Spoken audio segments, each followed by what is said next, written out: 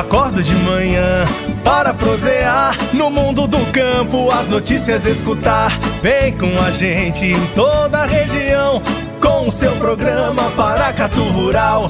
Tem notícias, informação e o mais importante, sua participação. Programa Paracatu Rural. Programa Paracatu Rural.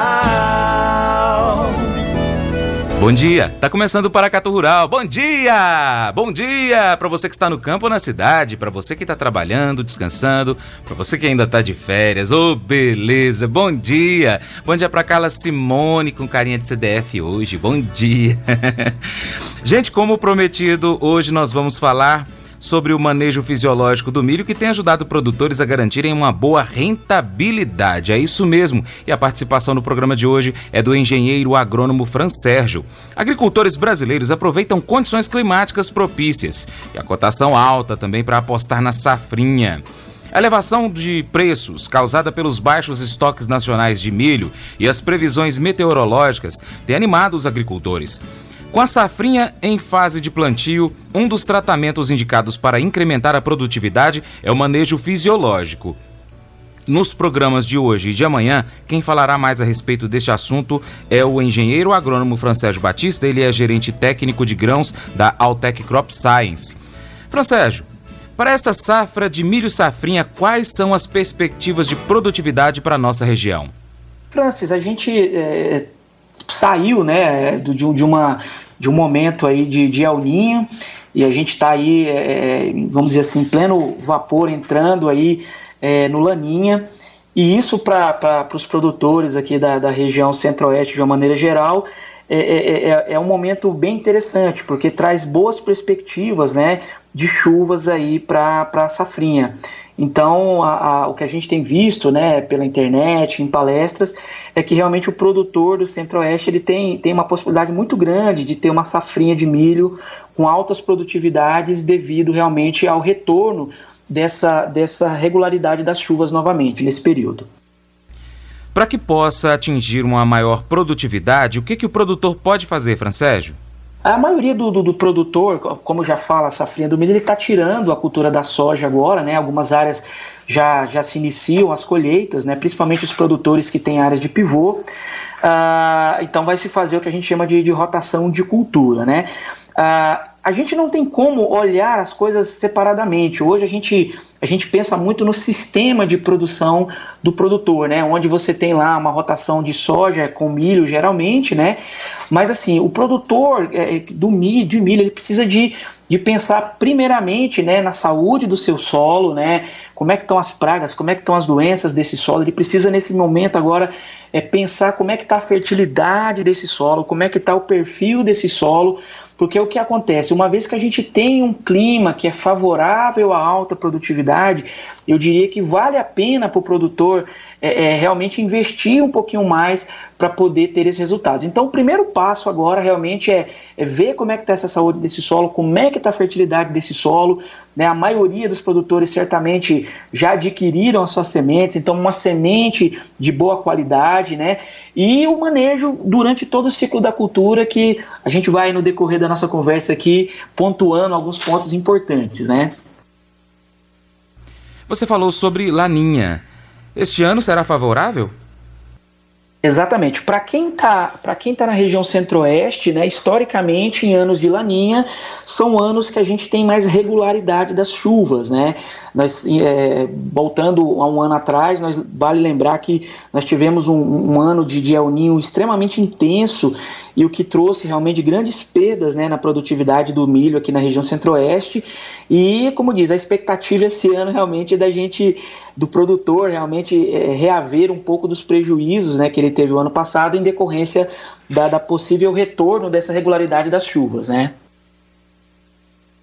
Em qual momento é estabelecido o potencial produtivo da planta? Bem interessante essa sua pergunta, né? Eu gosto muito de dizer que muitas vezes o produtor ele está tão focado na máquina dele, em qual defensivo comprar, e a gente precisa muitas vezes fazer como a gente está fazendo agora, que é para parar um pouquinho e entender como é que a planta funciona, ou seja, qual realmente é a real necessidade da planta. E o milho, a sua pergunta ela é muito pertinente. Ele tem 3 momentos ali que são definitivos para o milho. O primeiro momento ali é entre a 4ª e a 6ª folha aproximadamente. Nesse momento aí, se a gente puxar na literatura, é o momento onde ocorre a definição do potencial produtivo do milho. Se você pegar um pezinho de milho ali e cortar o colmo dele, naquele momento ali, na verdade, começa a se formar a espiga. Às vezes a gente vê a espiga saindo lá com estágio mais adiantado, mas na verdade ela começa a se formar ali entre a 4ª e a 6ª folha. Então ali é um momento crítico, é um momento extremamente importante. Você tem um segundo momento ali que vai ser entre a 6ª e a 8ª folha, e ali a cultura do milho vai definir o que a gente chama de número de fileiras ou diâmetro da espiga.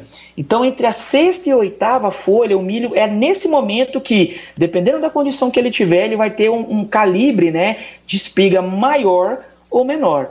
E finalizando ali no pré-pendoamento, ele vai definir o tamanho que essa espiga vai ficar. Então, repetindo, eu tenho 3 momentos: 4ª a 6ª folha definindo o potencial produtivo, entre a 6ª e a 8ª folha aproximadamente eu defino o diâmetro do colmo, e no pré-pendoamento, né, eu defino qual é o tamanho que essa espiga vai ficar. Então, esses 3 momentos são os momentos que eu diria que o produtor ele tem que se atentar muito, porque qualquer coisa errada que acontecer ali, ele certamente vai tendo perdas em produtividade. Fransérgio, o diâmetro do colmo, então, vai interferir no resultado final? Ele trará máxima eficiência à produção? Exatamente. É bem interessante isso aí, né? Vamos falar do diâmetro do colmo, como você comentou. Existem alguns relatos na literatura inclusive recente, que o colmo, né, o em si do milho, ele pode ser responsável por 17% até 44% do enchimento do grão do milho. Aí você vai me perguntar, Fransérgio, em que circunstâncias, né, que eu vou usar, por exemplo, 17%, ou que circunstância eu posso usar até 44%? Então essa é uma pergunta bem interessante, eu acho que vai ficar claro para o produtor aqui. Vamos imaginar que lá na fase do enchimento do grão, já está com a espiga formada, agora eu preciso de encher esse grão.